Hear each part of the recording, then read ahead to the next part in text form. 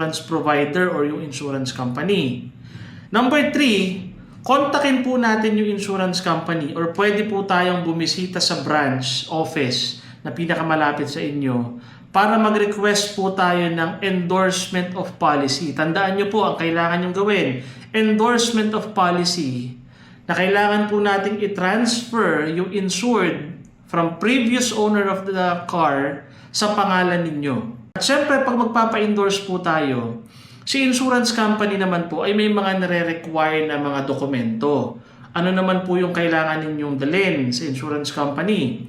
To save time, bago kayo pumunta doon, i-prepare nyo na po itong mga dokumento na to, ipa-flash po natin sa screen. So number 1, dalhin po natin yung kopya ng policy ng insurance.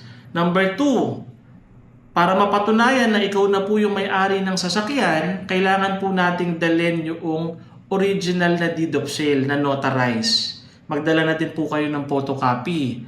Number 3, kailangan po natin magdala ng valid ID.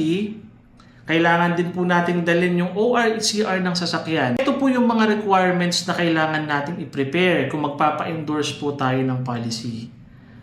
Para po matransfer yung ownership from the previous owner of the vehicle sa pangalan ninyo. Na just in case na magkaroon ng claim, legally pwede po kayong mag-claim sa insurance company. Less hassle po yan, less extra gastos po, hindi po kayo masyadong masasaktan financially kung sakali po magkaka-claim tayo. So, ito po yung mga practical tips natin. Sana po may na-share po kami sa inyong aral ngayong araw na ito sa ating first video. Maraming salamat po sa panonood at magkita-kita po tayo sa next video.